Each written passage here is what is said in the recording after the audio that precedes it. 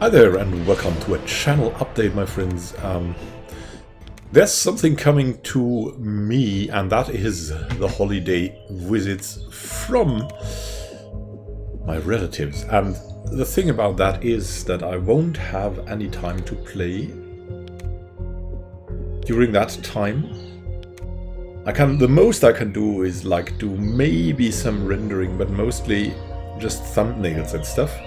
So what I need to do is I need to put in some massive stacks of videos, or otherwise there will be videos missing in the schedule. And so we'll have some videos missing in the schedule like now, probably, because I need to record like a madman, because as I said, it's surprisingly 2 weeks early.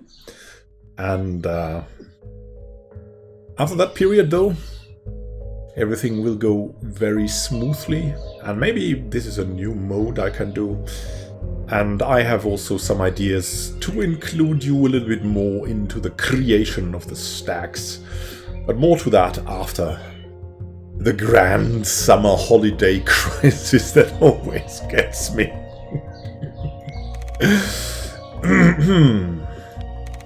Yeah, there have also been some political changes in Germany that support actually what I want to do, and it's nothing political, but it affects everything on YouTube. So there's that.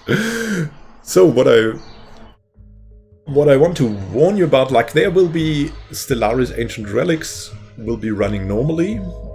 And then there will be some outages for maybe a little bit for Kingdom Come, and maybe a little bit for Crusader Kings 2 and Stellaris Megacorp. But nothing big, I hope. I'll put in the work. I'm having a lot of fun right now, and I want that fun to carry over. I think I've found a method to do that. So we'll be looking forward to doing it that way in the future that I'm doing it right now. And that might lead to either some more creative videos or an increase of the schedule. Probably rather an increase in creative videos like time lapses, or maybe some guides or something like that. Maybe some more news other than Stellaris. We'll look into that. Thank you for watching. And also, yeah, there's Planetfall coming. I kind of want to prepare for that, even if I don't know if I can get a preview code. I kind of want to prepare for that, and I kind of want to try to get a preview code, because I think it will be very interesting for you and me both. So,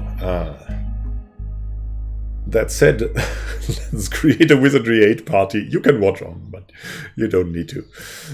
Just want to show you a Wizardry 8 party I always wanted to create a little bit, and not specifically the races, but like the setup will be very nice, I think. So. What? I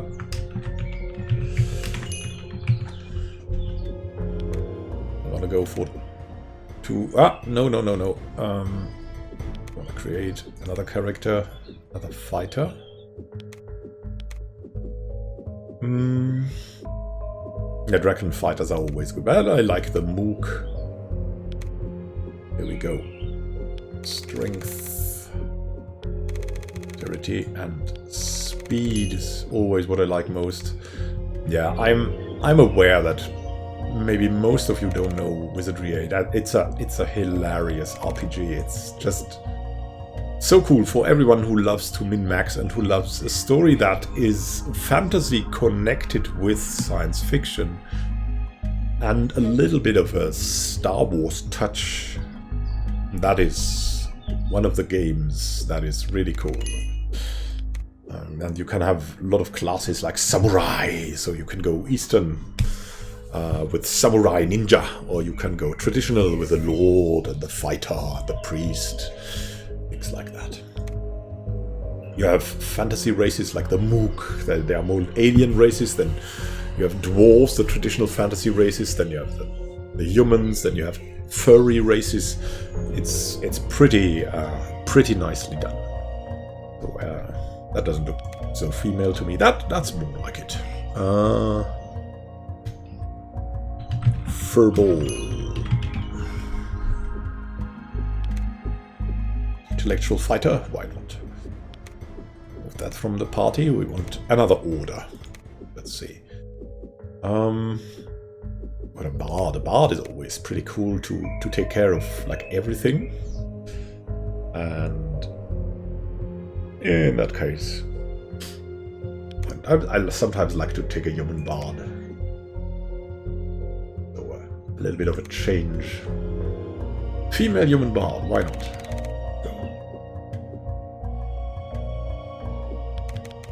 5 points here. 5 points for the speed.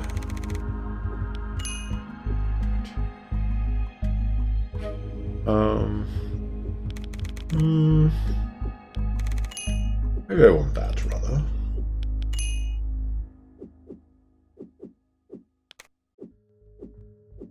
Music, locks and traps, and communication. So quality of life bard.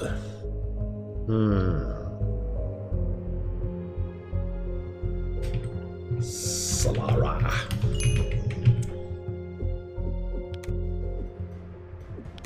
Then I always like to have a ranger on board because you can find hidden items, and that's always very helpful. So let's see about that. Yeah, I like mooks more than anything else, but we're gonna go for something exotic like an elf ranger.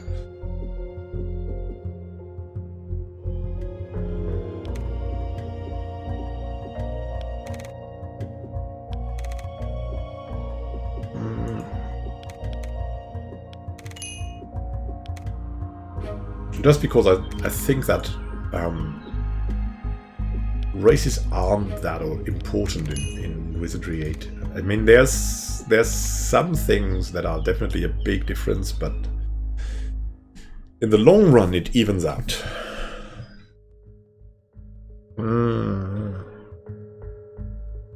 Lego brick.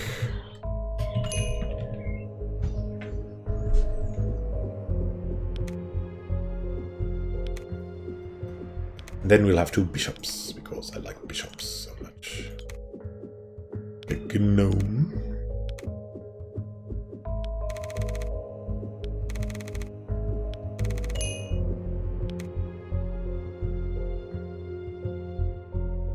And we'll go. That's alchemy, the asset splash, and wizardry is energy blast.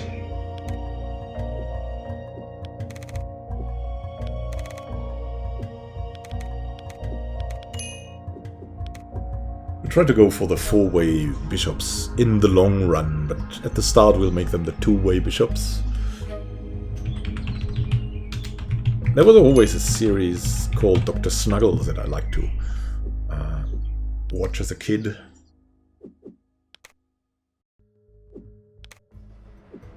And so I always go for a bishop named Snuggles. It was basically a mad scientist. Another bishop. And yeah, fairies are not that good, but we'll go for the fairy bishop anyway. Actually, it's so bad because fairies cannot carry anything that does something, and the bishop can quite use a lot of things. So, dwarf bishop is really terrible.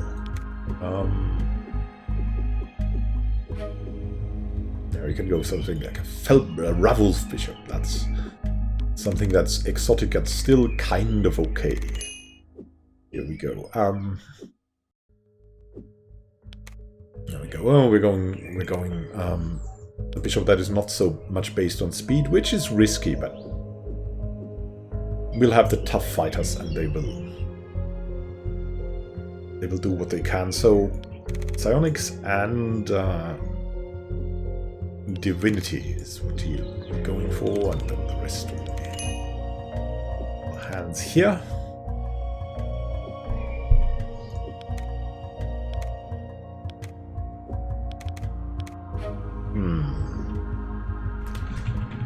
Gray. And then you put the first two ones over here, so you start in the... If you move as combat, if you move and start a combat round, you start with them, so they can start with the buffs, and with the bard, it gives also some buffs. And then you get another caster, and the fighters are there to finish it off. And that's it, we'll go highest level. And this is, I should recommend that, it's the Good Old Games version. It works better than the Steam version currently. It scales in all directions that you want, and it usually works instantly. So if you want to go for that, at the moment Good Old Games hired you as an escort for a long voyage. He didn't say a word about where he was going, or how long it would take. You were astonished to see... Yeah, the video, though, mostly doesn't work. Chapter 1. The hero found himself shipwrecked on a strange world. He was completely lost, with only a few minor characters as companions. Fearlessly, the brave hero set out on his quest. Oh, yes. And you can see you have a tactical crosshair, so you can arrange your party accordingly. Yes. So, the most toughest guys usually come here or directly at the front, depending on your system. The weakest guys physically coming to the back line. If you can also put them in the middle, but that needs another setup. I usually like that setup, and then we'll have the enemies here, and these guys will be the most attacked from all sides. These guys will be a little bit attacked, and these guys will be backstabbed if you're unlucky, but usually they won't have anything to do with the combat. Let's save that.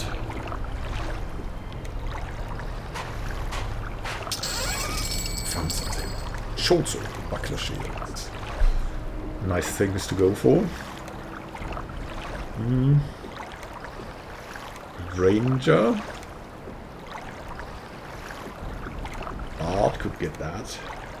We have short sword that has 2 to 7 damage. Same here. Can give that to the ranger as well.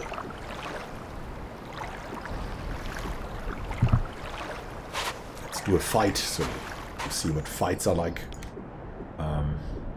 Yeah, you can also just like everything you want. That's Kill them all. the starting crabs. You can go for some spells. That's something that the bishops don't do that well at the start, but later on they have good long-term potential in casting spells. And then there's other classes like a mage who is just good casting spells from the start to the end. But I like to have the fighters have the brunt of the damage done at the start of the game, and later on the bishops will take over. Yeah, fail to cast the spell. Then as a backfire. As you can see here, the fighters are doing quite well. Make wounds a bit. With pleasure. Arrange the spells so that we can train all schools that we have, because the skills rise per training. If you cast, or even if you fail a spell of a school, you have a chance to raise your skill after the combat. Yeah, that was a backfire. That wasn't too good. We're pretty wounded. A lot of the wounds we got for ourselves. If that crosshair, you can see there's something lying on the ground. There's some more crabs here that we want to recover.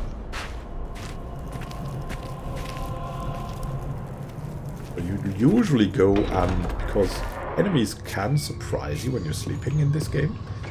So you want to go at least wait in kind of edge. So if you get surprised, then you still have the combat formation working for you. Regenerate your stuff by resting. And also, like a bard improves resting, and there's some characters who regenerate automatically. Like the mana, but we don't have one of them right now. We can look around, we can pick up some there's always something lying around. And that was the ranger, as you can see, he found something that was lying around. There's something here. And that's some stones for slingshots. Here. I like the combat system a lot because it gains a lot of depth as the game progresses. There's enemies that can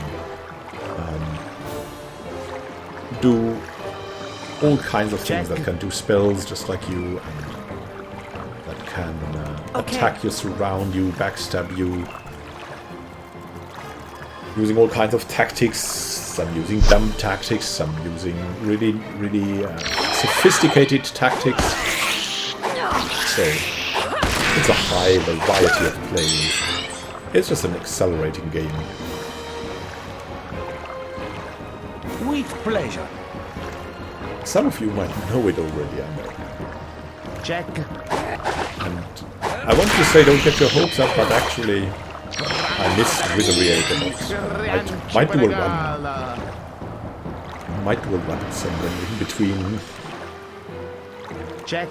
Yeah, there's this tactic that an expert called Klaus Niemand told me that with pleasure. If you use all schools of spells in a battle, gotcha, then you have a higher chance of leveling skills all around. Because for every try you have a base chance for leveling up a skill, and if you do different things, then you have more base chances, and that leads to higher leveling up of skills, which is kind of good. You can also train stuff. Now, look, we're gonna get attacked by a bat. So you can also train stuff as a result. You can also lock yourself in somewhere and hope that no one attacks you, and then practice some buff spells, for example. With pleasure. Practice the school that you have in that.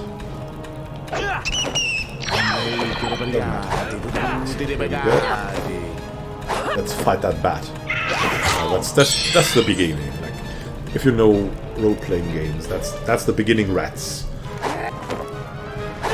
Bats. But there's also like in the first thing, and that's maybe where we should stop. Then there's the first. This could be dangerous. Careful. The first monster with special ability, and also that it's important here to close doors because monsters spawn somewhere on the map that you're currently in. That's the map we're currently in.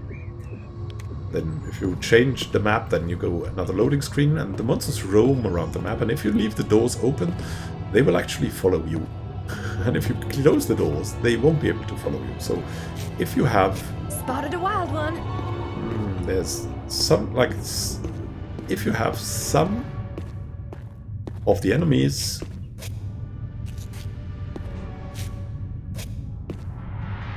Some of the enemies will follow you around, and you can stop these if you close doors. Right?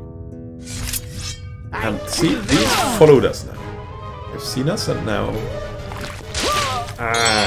surprising us.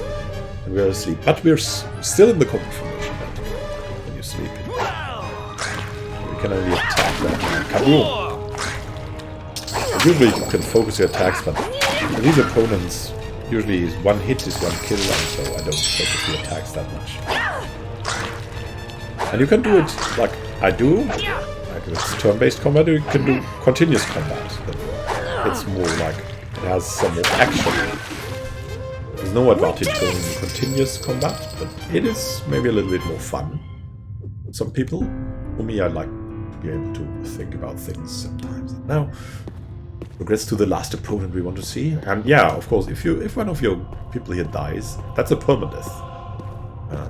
But you don't worry, you can recreate someone already in game. And so you don't have to run around with a dead body. You can just dump him if you want, or her, and go for someone else. Just the experience is lost. But the game adapts automatically to your experience level. At least the random encounters, so... And you can always have random encounters, you can always farm up, so... It's not a tragedy, it's a learning experience. If you lose someone, it's not bad at the start. You can carry him around until you can revive him, that's also possible, but that makes the game a lot harder. You can also leave them back there and dump them forever, and then...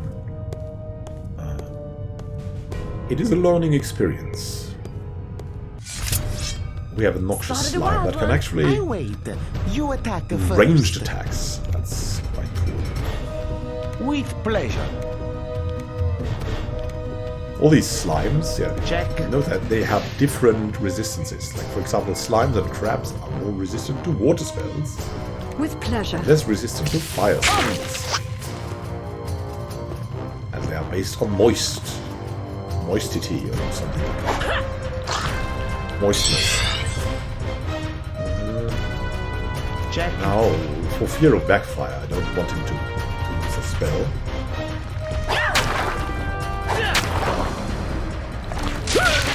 In that case, you've seen that he's used his ranged attack. Now when you go close, he's using his stronger melee attack. And we are stronger in melee, so we're going for... Ouch.